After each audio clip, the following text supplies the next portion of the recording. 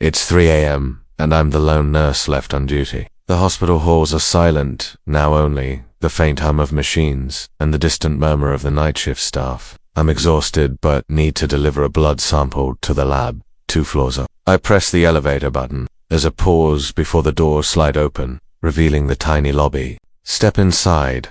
I press 2. Standard. The elevator hums, then lurches upward. The doors open on floor 2. Empty room. No lab. I frown. Glance around. Lights are dim. Everything feels off. I press L again. The doors close. A flicker of panic creeps in as the elevator glides past. We go up. I count floors in my head. 2, 3, 4. But the floor indicator skips numbers.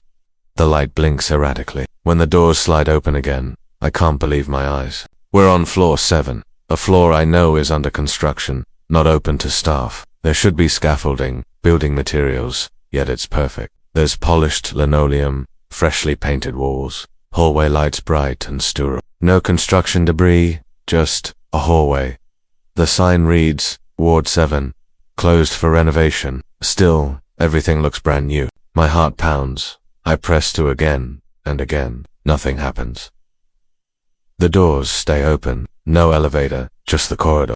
I knock on the elevator frame. Hello, I whisper. No response. I step out, into quiet. No hum of AC. No distant monitors. Just my own breathing. I creep forward. The lights overhead flicker hum low. I approach a door labeled storage, but I know there are no storage rooms up here. I brush past it. The corridor feels endless, stretching farther than it should. I nearly trip over something and for stand. Unmanned. I stop. No patient. Just the stand, leaning. Its poles scraping against the floorboards. My breath comes fast. I scan the corridor. The walls are stark white, unadorned. No photos, no signs. Just institutional emptiness. I must be dreaming. Tired. Overworked.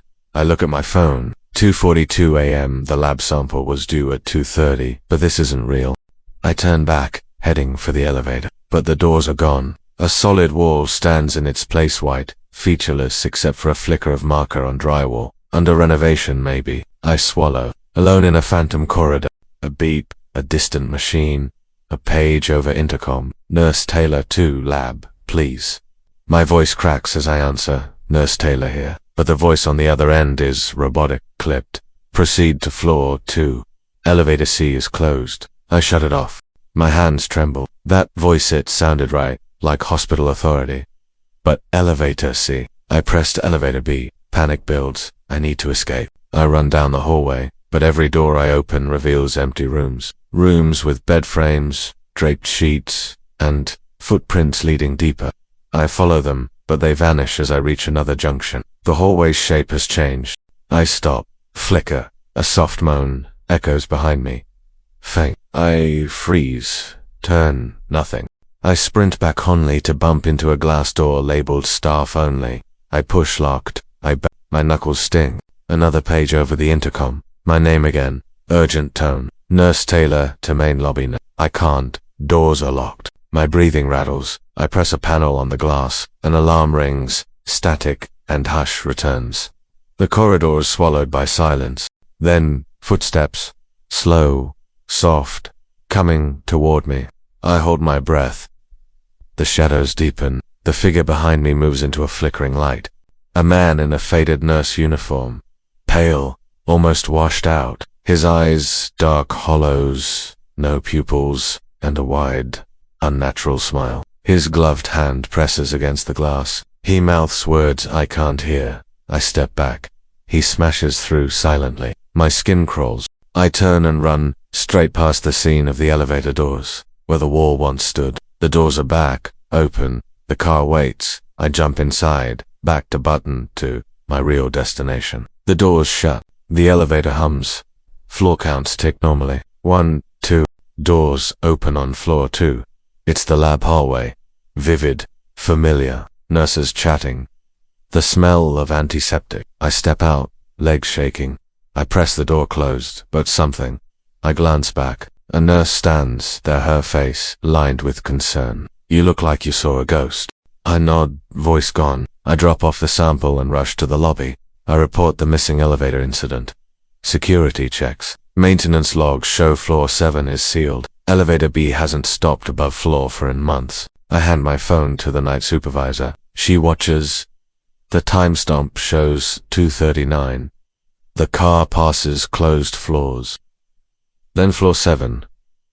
Doors open. Corridor. Glass reflection. Then me, running toward the car. The figure behind me pale, silent. The tape ends. The supervisor doesn't speak. She calls security. They review building plans. No elevator access on 7, no corridor, no doors, just concrete wall. They beg me to rest, hand me the night off. I leave at dawn. 15 years later, the video remains locked in the hospital archive, labeled unexplained. Elevator B, floor 7. Nurses still whisper about it in the break room late at night. No one uses elevator B for floors 5 or higher. If by some fluke the buttons are lit, they say, you don't ride, you run.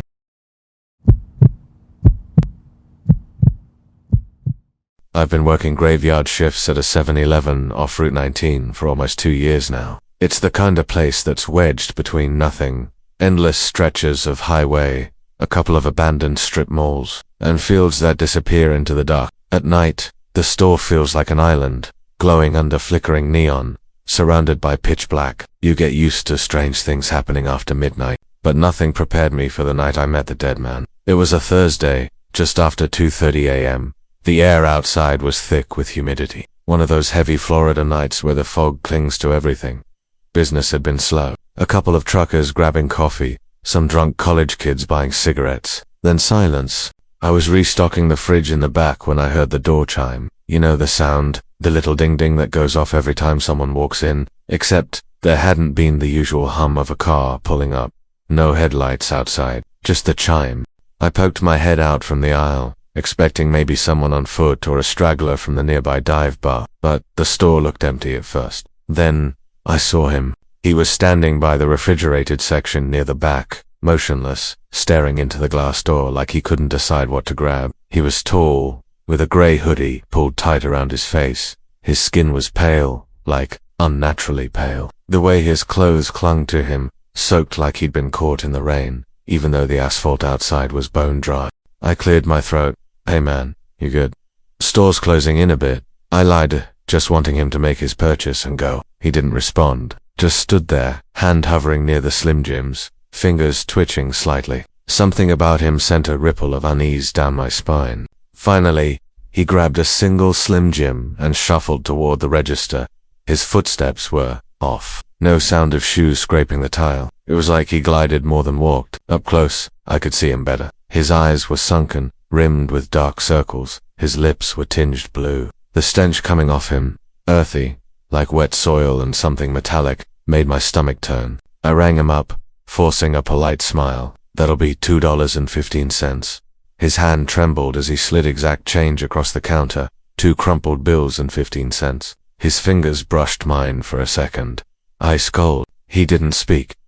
Not a single word, just stared, grabbed the Slim Jim, and turned toward the door.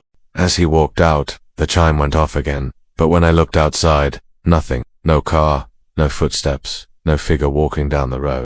Just fog and the hum of buzzing streetlights. I didn't sleep when I got home that morning. His face stayed burned into my brain. It wasn't until the next night that the pieces fell into place. Same shift, same routine. Around 1 a.m., a couple of sheriff's deputies pulled up outside. I figured maybe they were grabbing coffee or needed directions. They came in looking grim. You worked last night? One asked. I nodded. Yeah, same shift. Why? The other deputy exchanged a look with him before pulling out his phone. He showed me a photo. The man from last night, pale skin, sunken eyes, same hoodie, except this time, he wasn't standing. He was lying in a ditch near the highway, dead. The timestamp on the photo, 11:47 p.m., over 2 hours before I'd seen him in the store. My throat tightened. That's impossible. He bought a Slim Jim. I rang him up myself. The deputies didn't laugh. They didn't even look skeptical, just tired. One of them said quietly, "You're not the first." Turns out, for years, decades, maybe, people have reported sightings like that along Route 19. Dead men walking. Folks have passed in car wrecks, drownings, or worse, showing up at gas stations, diners, bus stops, silent, confused, doing one last familiar thing before vanishing. The deputy handed me a business card, some grief counselor the county recommended for trauma incidents I never called. But that night, after they left, I reviewed the security footage. My hands shook as I scrubbed through the feed, past the empty store. The clock ticking toward 2:30 a.m., the door chime sounded. The man walked in, except, on the footage, the door never opened. No air displacement, no motion from the glass door, just the chime, and him appearing inside like he'd been dropped there. I watched, frozen, as he grabbed the Slim Jim, floated to the counter, paid with exact change. I watched my own face on the screen, stiff, trying to stay calm, but there was one detail I hadn't noticed before. When he left, the Slim Jim was still on the counter, and outside, the lot was empty. But in the far corner of the camera feed, barely visible through the haze, I saw it a car, smashed, half submerged in a drainage ditch across the road, headlights still flickering. I closed the laptop, heart pounding. The Slim Jim, it was still there when I checked, slightly damp, like it had been pulled from a riverbed. I never saw him again, but sometimes, when I'm alone during the late shift, the chime goes off, no one's there, and I wonder how many more of them are still trying to come home. I never meant to take that night job at the hospital mortuary, but I needed the extra cash. College loans don't pay themselves. I thought it would be just quiet, routine shifts, moving bodies into cold rooms, tagging them, and maybe catching up on podcasts. What I didn't expect was the kind of dread you can't shake, the kind that claws at your brain long after the fluorescent lights go out. It was late February, dead of night, and snow had piled up outside. The hospital's corridors felt deserted, save for the faint hum of equipment. I clocked into my shift at 11 p.m., exchanged nods with the head mortician, an emotionless woman who never smiled. By midnight, I was alone in the prep room, methodically wiping down the latest arrival. Just a straightforward case, she'd said. A man found unresponsive in his apartment. No signs of struggle. Cause of death, natural, heart failure. He looked peaceful, even beautiful, in death. Pale, still, like sleep. I tucked the sheet around his shoulders, placed the ID tag on his toe, heart thumping as I followed procedure. But then, I heard it. A sharp creak, like a chair scraping against tile. My head snapped toward the corner of the room. The sheet rustled, my breath caught in my throat. I froze, every nerve screaming. It sounded like movement. Two hearts beat in that silence, mine and his. I stepped closer, heart pounding so loud I thought the mortician would hear it above the hum. The sheet twitched. Then, he sat up. Not violently, more like a marionette jerked upright, limbs stiff with rigor mortis, relaxing. The sheet came away from his chest as he pushed himself into a seated position on the cold metal table. His head rolled forward, and he exhaled, just once, softly, like a sigh. My knees buckled, and I stumbled back. I dropped the cloth. It hit the floor with a dull thud. Everything went silent again. He sat motionless, alive, yet dead. Gray skin, empty eyes, jaw, slack. If I'd screamed, words would have tangled in my throat. Instead, I just backed away until the wall stopped me. My back pressed against it, cold seeping into my skin. I held my phone, too scared to dial, paralyzed with fear. I wanted to run, but I couldn't. My limbs felt disconnected from my brain. And then, he blinked. Just one, slow, deliberate. He looked at me like he was waiting. For what? I didn't know. But I heard his breath, felt the air move as I did. Alive, a stranger between the worlds. Something soft rattled in the prep room, metal taps against metal. His finger brushed the clipboard on the table. Papers shifted, my vision tunneled. I noticed the ID tag with my name scribbled on it. Wrong sheet. I was staring at someone else's death. The sheet dropped when he sat up, but it pulled around his waist. His chest rose, just once, shallow. He looked alive. I don't know how long we stared. My heart pounded in my ears like war drums. My body commanded me to run. My mind begged me not to move. Fear froze everything, until I heard the suction tubes click on, and overhead lights snapped on, bright and clinical. The mortician stood at the doorway, expression blank, not surprised. Everything okay? She asked softly. My mouth went dry. I shook my head, stumbled toward her. The corpse slumped forward, sheet slipping back into place, limbs stiffening once more. I watched, terrified he would sink back into death. His eyes closed, breath stopped. He was the man on the slab again, cold and still. She nodded. Sometimes bodies shift as they settle. Rigor happens all the time. She tucked the sheet back, wiped her hands. Let's finish up. I stared at her in disbelief as we worked in silence. My hands shook, water running cold over them. My face burned, embarrassed, relieved, violated all at once. After he was bagged, tagged, wheeled away, I stumbled into the locker room. The mortician placed a hand on my shoulder. You'll be fine, she said. She smiled then, strangely kind. Just a night at the morgue. I left early. When I drove home, I kept the interior lights on. I pulled into my driveway at 3:17 a.m., heart still racing. I checked my breath in the mirror, convinced I'd look pale, dead-eyed. But I looked human, alive, trembling, fragile. I called out sick the next night, but the nightmares started immediately. Dreams of freezing cold tables, of flesh that twitched, of eyes that watched me as I slept. I woke repeatedly at 3 in the morning, exactly the hour he sat up. I stopped sleeping under sheets. A week later, a message popped up. Are you okay? It was from the night shift head nurse. She asked how my shift went. I typed, something moved. She responded, I know. I didn't ask what she meant. I didn't need to. I quit that job shortly after. I couldn't go back inside that mortuary door, but I still hear it sometimes. Late at night, creak of metal, scraping tile, breath in the dark. And I see him, sometimes, in my dreams, sitting up, watching, alive. I've always loved the calm after the final credit rolls. Empty rows, hush of vacated seats, the faint scent of buttery popcorn lingering in the air. As a theater manager in suburban Ohio, closing the cinema at night was routine. Lights off, sweep up, lock the doors. Boring, predictable, until that night on November 5th. That evening, I was wrapping up a double feature. No late night crowd, just me and the projector. I say projector loosely, the massive, humming behemoth word, until I shut it down. I dimmed the house lights, counted the last and founds, and whistled a quiet tune while sweeping up popcorn husks. Then I heard it, the click click click of heels in the dark. I froze. No other staff were on shift. Maybe a latecomer, someone sneaking for a free movie. I padded over to the foyer desk, phone ready. No one. I scoffed. Get a grip. Back to closing duties. The concession stand light blinked on, even though I flipped the switch. Flicker, repeat. Just a bad bulb. I zipped my jacket in the lounge. Empty, except for a dusty old poster by the snack fridge. Lights off, doors locked, alarm armed. I retraced my steps. Theater doors, screen room, all clear. But when I stepped into the auditorium, the projector light, blinking red, told a different story. It never turned off. Heat thrummed in the room. Chairs lined in neat focus toward the screen. Dead silence, except something frozen about the walls. I cracked on the house lights. They glared up, revealing 1,000 empty seats. But that red-hot projector, flickering on a black screen, odd. I tapped the control panel. Power drain. Nothing. I approached the booth. Stairs. Click. I jumped. My flashlight swung through rows. No one.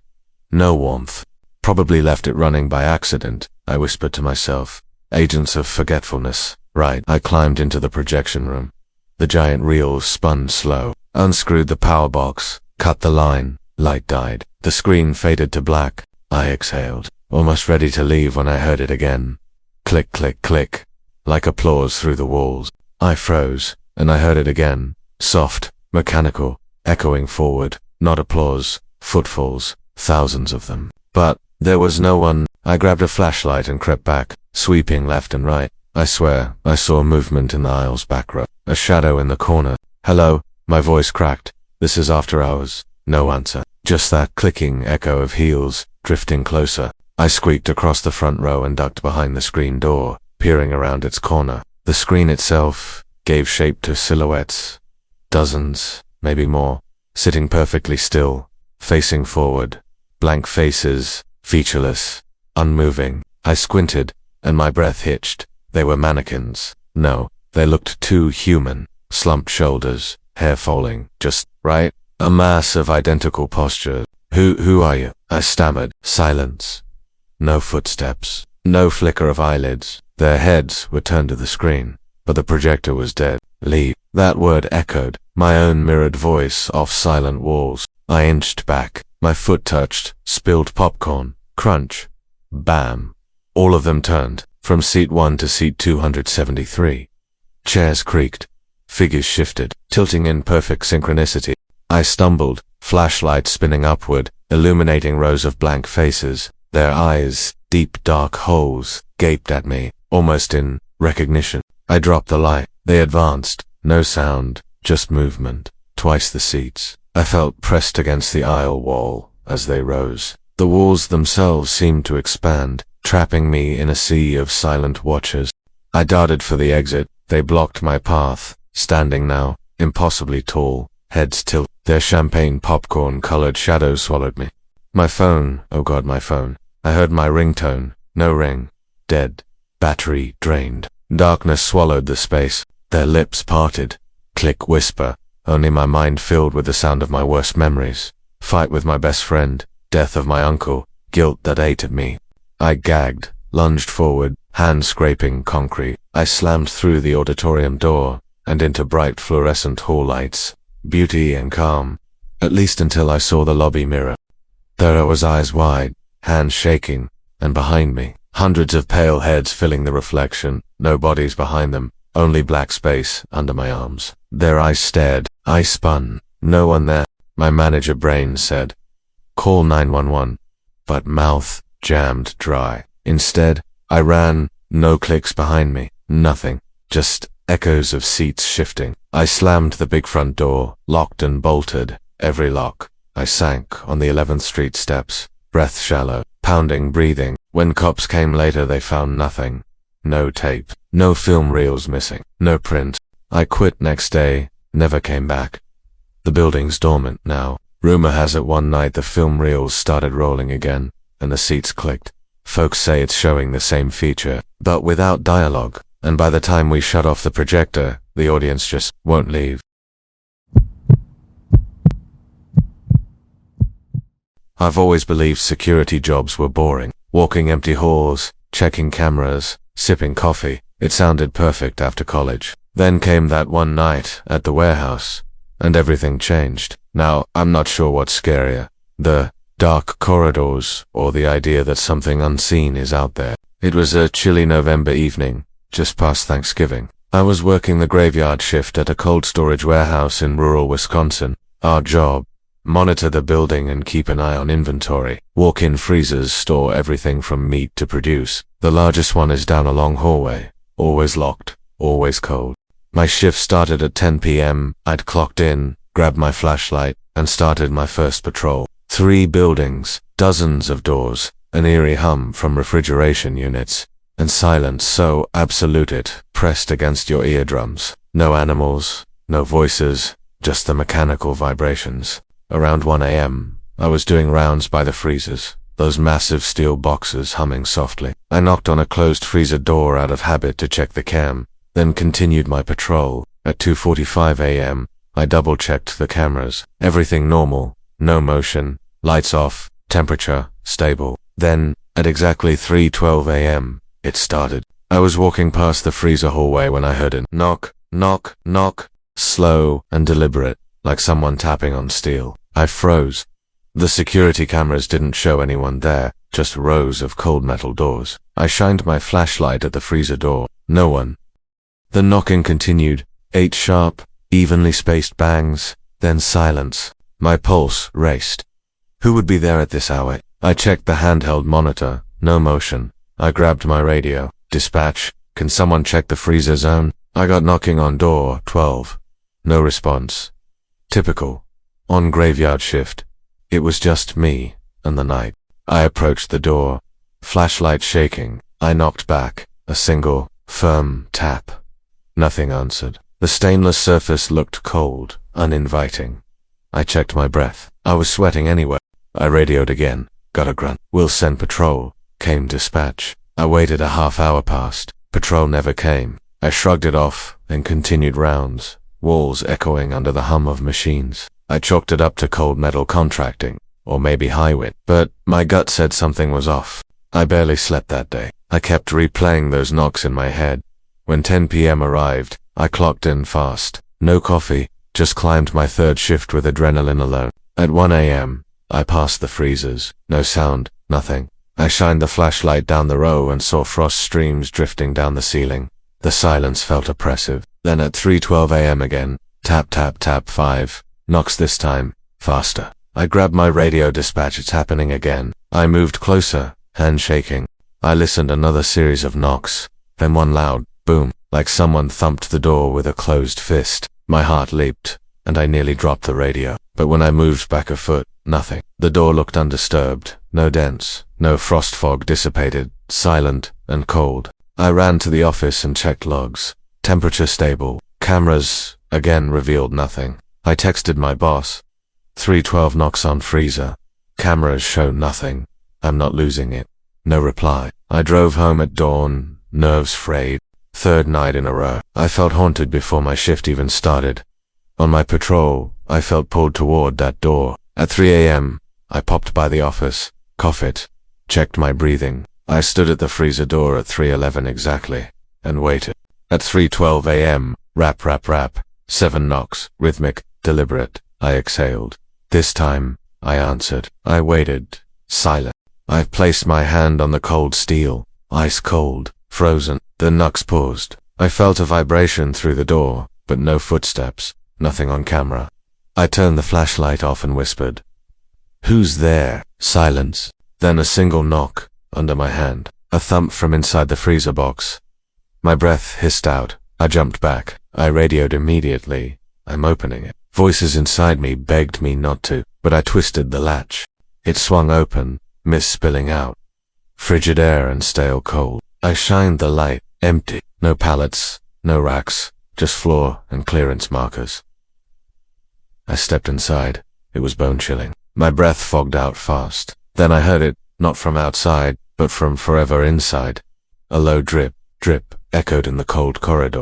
I shut and locked it quickly, back against the door. I ran to the office, slammed the keycard, bolted the door. I called dispatch. "I'm done. Come get me out of here." They assured backup was on the way.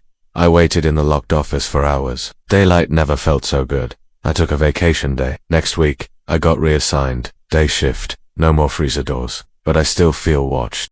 I searched Reddit for haunted freezer knocks, and found posts just like mine. People working in cold storage hearing knocks and whispers at 3:12 a.m. a shared neurosis or something more. One user said, "It's the past trapped inside the machine." Another, "The date matters. 3 to 12. I studied local news. Nothing about missing persons or cold storage incidents. One warehouse near Detroit had workers quitting after hearing footsteps inside a freezer. Another story, security guard quits after seeing a pale man inside, but no freezer. I don't believe in ghosts, but I believe in that steel door and how it felt alive when I touched it. How silence roared when the knocking started. It was as if something inside wanted me to know it was there, even though it was locked and empty.